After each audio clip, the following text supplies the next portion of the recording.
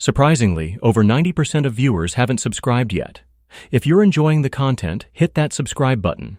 It motivates us to keep creating and helps us never miss an upload. I wish I could say the night I caught her with him felt like a movie scene. Dramatic music and a thunderstorm. But it was the kind of Tuesday the calendar forgets.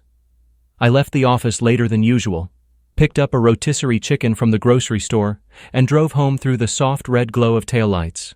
The plan was to eat, fold laundry, and watch a game I didn't care about. Peaceful, boring, perfect. Her car wasn't in its usual spot. Not strange by itself. She'd been doing late meetings lately, the kind that show up on no calendar and have no end time. I unlocked the door and noticed small things first. Her favorite mug, the one with a cracked handle, sat clean and dry instead of on the rack. A sweater wasn't draped over the chair. The bathroom counter, normally a scatter of bottles, looked staged, neat in a way that tells on itself. Patterns mattered. I had been pretending they didn't. I texted to ask if she wanted me to save dinner. No reply. I ate alone at the kitchen island and tried not to stare at the clock. At 9:20, I decided to return a book to the library. It was an excuse to leave the apartment. 4 walls can make a person imagine things. On the way, a friend called to talk about a fantasy football trade. I pulled into a spot near a downtown bar while we debated stats. When I hung up, I looked up, pure accident, and saw her through the window. She was at a tall table, laughing in a way I hadn't heard at home in weeks. Her hand rested on a shoulder that wasn't mine. He turned his head, and I recognized Jake from her stories about the team. I didn't see anything graphic, nothing the internet would obsess over, just the kind of closeness that tells the truth in a whisper. We were no longer two. I didn't go inside. I didn't make a scene. I watched long enough to be sure my brain wasn't inventing it. Then I took a photo from the sidewalk, wide enough to show the two of them, but far enough to avoid turning it into something ugly. Evidence, not ammunition. My hand shook as I tucked the phone away. On the drive home, I rehearsed speeches that would let me keep my dignity. Each sounded small. I sat on the couch, muted the TV, and stared at the blank wall where we planned to hang a framed map after the wedding. 10 minutes later, my phone buzzed like the universe wanted punchlines. "I'll be at a friend's. Don't wait up," she texted. I stared at the cursor blinking in the reply box. Then another message arrived, the one that would loop in my head for weeks. "I didn't do anything wrong, so if you ignore me again, you'll regret it." She sent that at 10:17, with the kind of confidence people get when they think they hold every card. I typed, "Okay," then deleted it. I wrote, "We need to talk," and erased that too. After a long breath that hurt my ribs, I wrote, "Thanks for letting me know." I hit send and set the phone face down. It wasn't rage that washed over me, it was clarity. I stood, pulled 3 moving boxes from the hall closet and started folding. I didn't slam drawers. I didn't rip a single seam. I treated every blouse, every pair of jeans, every scarf like I was returning something valuable to its owner because I was. The mirror on the dresser reflected a stranger, steady, quiet, focused. When people talk about revenge, they picture fireworks. Mine sounded like tape peeling from a roll. I labeled boxes with a black marker, dresses, sweaters, keepsakes. I placed her jewelry in small zip bags, each tagged and nested in tissue paper. An envelope went on top with the printed itinerary from our venue visit and the deposit receipt. I wasn't going to weaponize those things later or demand repayment. I wanted a line between before and after so straight you could draw it with a ruler. At 12:45, I stacked everything by the door and opened the Notes app. I wrote down the time of her texts, saved the bar photo to a folder, and recorded a short voice memo of my own recollection while the details still felt sharp. Documenting calmed me. It kept me from turning into the kind of bitter ex I never wanted to be. Paper remembers better than anger. By 1:30, I was driving. Jake lived in a tidy complex on a tree-lined street. I'd dropped her off there once for a project meeting. The porch light was on. The air had that quiet city stillness where every sound carries. A car door a block away, wind nudging a flag. I carried the boxes to his door, set them gently to one side so they wouldn't block anyone, and slid a note beneath the top flap. "She'll need these." The suitcase went last. I stood there a beat longer than I needed to, not to savor anything, just to memorize the shape of goodbye, then walked away. At 3 on the dot, my phone lit up. One call, then two. A voicemail. Another call. Texts stacked like dominoes. Where are you? Why would you do this? You're overreacting. Answer me now. I turned on Do Not Disturb, slid the phone into the nightstand, and slept the first real sleep I'd had in a month. Sunlight warmed the foot of the bed when I woke. The apartment smelled like coffee and lemon cleaner because I gave the counter a swipe without thinking. When I finally checked the phone, the screen was a novel. She'd moved through every stage: denial, outrage, bargaining, threats, heartfelt promises, a stray joke about how we would laugh about this someday. I read them all, took screenshots, and forwarded the messages to my email. Then I blocked her number. That afternoon I called the venue. The manager's voice had the kind of softness that comes from seeing many dreams change shape. The deposit was non-refundable. I signed the cancellation paperwork anyway. The ring went back to the jeweler. I told my parents in a short call that kept me composed.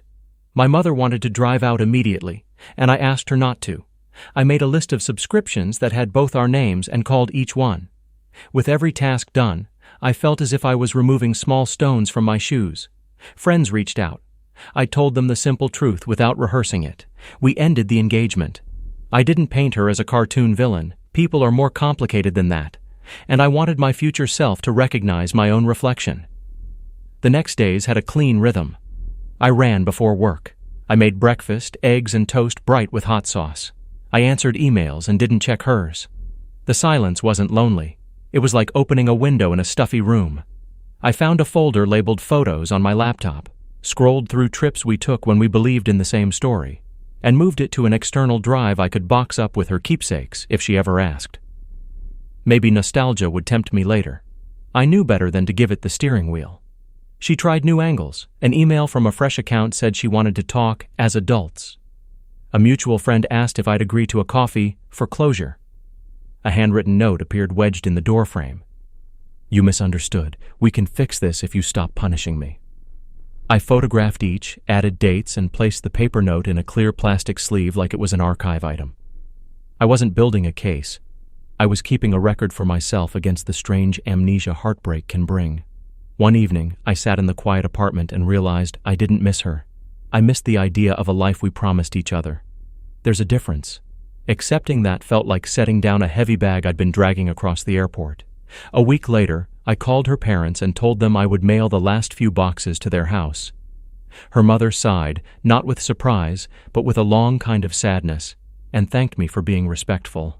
Her father cleared his throat and asked me to send a list of anything I believed was still owed between us. Nothing, I said. No debts, no favors. I'm closing the book. He exhaled like I'd given him permission to do the same. I figured that was the end. This is where most stories cut to a sunrise. And a new chapter. But life doesn't stop when you tidy up your side of it. A month passed, the snow melted into that slushy city spring, and my phone buzzed one ordinary Thursday with a number I didn't recognize. The message was short. We haven't met, but you know who I am. I'm her boyfriend. I think you should see something. He signed it with a name I knew too well. Jake. When Jake's name appeared on my phone, it felt like déjà vu. For weeks I had enjoyed silence, a kind of peace I didn't realize I craved. And then here it was again, the past knocking at my door, asking to be let back in. The message he sent wasn't long. We haven't met, but you know who I am. I'm her boyfriend. I think you should see something. I sat at my kitchen table with a mug of coffee cooling beside me, reading those words over and over. He didn't have to introduce himself. I knew exactly who he was. The man she'd chosen instead of me. The man who had been sitting across from her at that bar the night I realized the truth. Part of me wanted to ignore it. I had moved on, or at least I was trying to. I didn't owe Jake a conversation, and he didn't owe me one either. But the curiosity lingered, heavy enough that I couldn't shake it. What could he possibly want from me? I didn't reply right away. I went about my morning, showered, straightened the apartment, took a short walk to clear my head. By the time I came back, another message was waiting. Look, I'm not here to start trouble. I need to know if she did the same to you, because I think she's lying to me too. I could almost hear the desperation in his words, the kind of tone I recognized because I had once used it myself. That hopeless spiral where you know the truth but don't want to believe it. I knew what that felt like, and I wouldn't wish it on anyone. So I answered, yes, she lied, she cheated, and when I found out, I walked away. That's all you need to know. I thought that would be the end of it, but Jake asked to meet. I hesitated, but something in me wanted closure. Maybe for him, maybe for me. So I agreed. We met at a diner halfway between his place and mine. I chose the kind of spot with fluorescent lights, sticky menus, and enough background noise to keep things from feeling too heavy. Jake was already sitting in a booth when I walked in. He looked different than I remembered. The confidence I'd seen before was gone.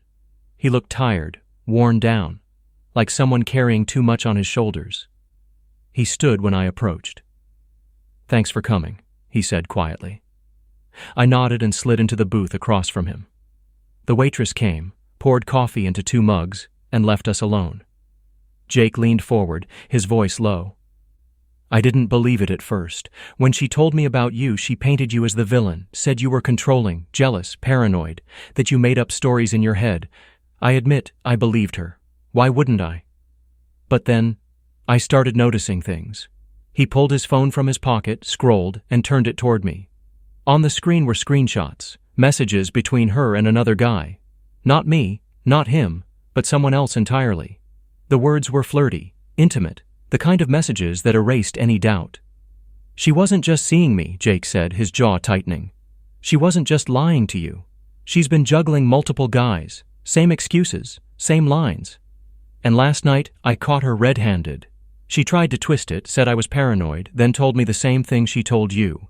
I didn't do anything wrong, so if you ignore me again, you'll regret it." Hearing those words again, spoken in his voice, gave me chills. It was her script, her well-rehearsed routine. She had used it on me, and now she was recycling it with him. Jake shook his head, frustration etched into his face. I couldn't believe it until I saw it with my own eyes. And then I remembered the boxes you left at my door. At the time, I thought you were bitter. I thought you were trying to hurt her. But now, I think you were just done. I didn't say anything right away. I sipped the coffee, bitter and lukewarm, and let his words hang between us. He needed to say them out loud more than I needed to hear them. Finally, I said, "That's exactly it. I didn't want revenge. I didn't want a fight. I just wanted out." I packed her things, left them where she chose to be, and walked away. Sometimes the loudest thing you can say is nothing at all. Jake let out a humorless laugh. "Yeah, well, I wish I'd learned that sooner." We sat in silence for a few moments, the clink of dishes and murmur of other conversations filling the air. 2 men, strangers bound by the same storm, both wondering how we ended up here. He finally looked at me and asked, "Do you think she'll ever change?" I didn't hesitate. "No, not until she wants to. And right now, she doesn't." He nodded slowly, like he already knew the answer. He just needed someone else to say it. Before we left, Jake said, "She's probably going to reach out to you again. She can't stand losing. Just don't let her pull you back in." I smiled faintly. She doesn't exist in my world anymore. We shook hands, and I walked out of the diner feeling strangely lighter. Jake's pain was fresh, but mine had already started to scar over. For the first time, I realized I wasn't angry anymore. I wasn't bitter. I was free. That night, I sat on my balcony watching the city lights flicker. My phone was quiet. No calls, no messages, no chaos. Just stillness. And that stillness was worth everything. But just when I thought the chapter had closed for good, the story twisted one more time. A week later, another message arrived, from someone I never expected. And it revealed a truth that made me realize the past wasn't done with me yet. A week passed after meeting Jake, and I was convinced the chapter of my life had closed for good. My days had fallen into a rhythm. Morning runs through the park, evenings cooking simple meals, weekends spent with friends I hadn't seen enough of while I was wrapped up in the engagement. For the first time in a long while, the quiet in my apartment felt like a gift instead of a void. Then, late on a Thursday, my phone buzzed again with another unknown number. I almost ignored it. But the preview line caught my attention. "You don't know me, but I think you should." I opened the message. It wasn't her. It wasn't Jake. It was someone else entirely. The name signed at the bottom made me blink twice.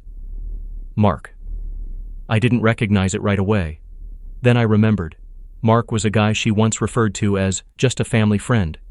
He'd been at a barbecue we attended 2 summers back, someone she insisted was practically like a brother. I hadn't thought of him since. His message continued. "I'm not reaching out to cause drama. I only found out last night that she was engaged to you before she was with me, and then with Jake. I thought I was the only one. Turns out none of us were. You deserve to know what she's been doing." I set the phone down and let out a slow breath. It felt surreal, like the same story kept repeating itself with new characters sliding into the same roles. But part of me wasn't shocked at all. Mark asked if we could talk. He didn't live far, so we agreed to meet at a park on Saturday afternoon. I wasn't looking for confrontation. I didn't even want answers. But I knew if I didn't hear him out, the curiosity would gnaw at me. The day was warm, kids running through the grass while parents watched from benches. Mark stood by a picnic table, holding a coffee cup like it was an anchor. He looked nervous, eyes darting until he spotted me. "Thanks for coming," he said. I nodded. "I'll be honest, I don't really know what to expect." He gave a small, weary smile. "Neither do I." We sat. He didn't waste time. "I met her almost a year ago. She told me she was single.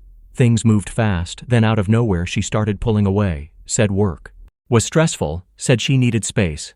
And then she disappeared, no explanation. A month later I saw her tagged in a picture with Jake. That's when I realized she'd been seeing him at the same time she was with me." I stayed quiet, letting him continue. "I tried to put it behind me, but last week she showed up again, tried to slide back into my life like nothing happened. She told me Jake had it all wrong, that you were bitter, that none of it was her fault. But I knew better this time, so I told her no. And then I found out about you, the engagement, the wedding plans. I don't know if she thought she could keep juggling forever, or if she just didn't care who got hurt." He shook his head. "I'm not here to dig up pain. I needed to tell you. Because I think she's still out there trying to rewrite the story. And I don't want her to use your name like she used mine." For a long moment, we sat in silence, watching a group of kids kick a soccer ball back and forth. His words weren't shocking, but they cemented what I already knew. She hadn't just lied to me, or to Jake. This was her pattern, her way of moving through the world. Finally, I said, "You did the right thing walking away. I learned the hard way that the only thing you can do with someone like that is let them go. No speeches, no revenge, just silence."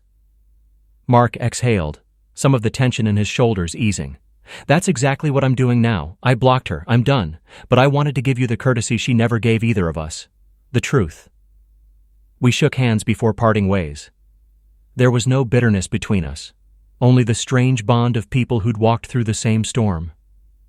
That evening I sat on my balcony again, city lights twinkling in the distance, phone quiet in my pocket. I thought about the path I'd taken. The night I boxed up her things, the silence that followed, the conversations with Jake and now Mark. Each step felt less like revenge and more like freedom. She wanted me to regret ignoring her. She promised I would. But here I was, months later, lighter than I'd ever been. She had lost everything without me raising my voice, without a single argument, without a single ounce of drama on my part. And in her wake, all she left behind were men comparing notes, finally seeing the truth she had tried to bury under lies. I poured myself a glass of water, leaned back, and smiled at the quiet. The best revenge, I realized, wasn't silence, it was happiness, and I had found it. That was the last time I ever heard her name, and that was it. No big argument, no shouting match, no messy back and forth. She had promised I'd regret ignoring her, but the truth was the opposite. Silence gave me my life back. I didn't lose sleep. I didn't waste energy. I just walked away and never looked back. She cycled through excuses, threats, apologies, and manipulations, trying to reel me back in. But I had already seen everything I needed to see. I kept my proof, kept my dignity, and kept my peace. By the time her new boyfriend reached out to me a month later, I realized I wasn't bitter anymore. I was relieved. Relieved to be free of her games, her lies, and the constant feeling of doubt. The funniest part? In the end, she lost everything, without me raising my voice, without me smashing a single plate, without a single dramatic confrontation. Just boxes at a door, calls unanswered, and silence louder than any revenge I could have plotted. Sometimes the best revenge isn't fire and fury, it's peace. It's moving on so quietly and completely that the other person can't even touch your world anymore. That's exactly what I did, and I never regretted it. So now I want to hear from you. What would you have done in my situation? Do you think silence really is the best revenge? Or would you have confronted her face to face? Have you ever had to walk away from someone who betrayed your trust? Drop your thoughts in the comments. I'll be reading them, and if you enjoyed this story, don't forget to hit that like button. Subscribe for more stories and turn on notifications so you don't miss the next one.